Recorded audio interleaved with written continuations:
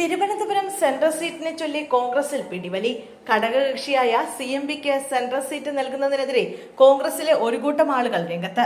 CMPയുടെ CP ജോണിനെ Thiruvananthapuram central മണ്ഡലത്തിൽ മത്സരിപ്പിക്കുന്നതിനെതിരെയാണ് കോൺഗ്രസിൽ പടയൊരുക്കം നടക്കുന്നത്. CP ജോണിനെ മത്സരിപ്പിക്കുകയാണെങ്കിൽ തങ്ങൾ രാജിവെക്കുമെന്ന് പ്രഖ്യാപിച്ച് DCC ഭാരവാഹികൾ രംഗത്തെത്തി. ഇക്കാര്യം വ്യക്തമാക്കിക്കൊണ്ട് ഭാരവാഹികൾ കോൺഗ്രസ് നേതൃത്വത്തിന് കത്തയച്ചു. തിരുവനന്തപുരം സെൻട്രൽ സീറ്റ് CMPക്ക് നൽകരുതെന്നാണ് ആവശ്യം. CP ജോണിനെ മത്സരിപ്പിച്ചാൽ കൂട്ടരാജി ഉണ്ടാകുമെന്നും അവർ നിലപാട് വ്യക്തമാക്കിയിട്ടുണ്ട്.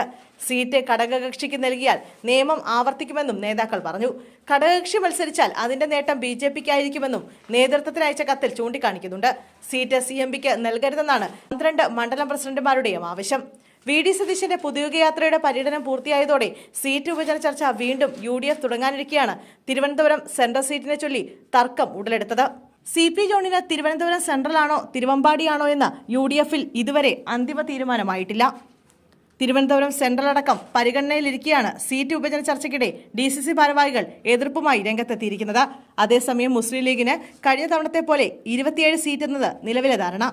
അതേസമയം പരസ്പരം വെച്ചുമാറേണ്ട സീറ്റുകളുടെ കാര്യത്തിൽ വ്യക്തത വരേണ്ടതുണ്ട്.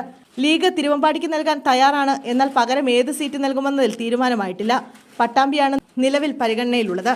പുനലൂരും ചടയമംഗലവും ലീഗും കോൺഗ്രസും വെച്ചുമാറാമെന്ന ചർച്ചയിലും തീരുമാനമായിട്ടില്ല. മട്ടന്നൂർ സീറ്റ് വേണ്ടെന്ന് പറഞ്ഞ RSP 5 സീറ്റായി കാഞ്ഞങ്ങാട് ആവശ്യപ്പെടുന്നുണ്ട്.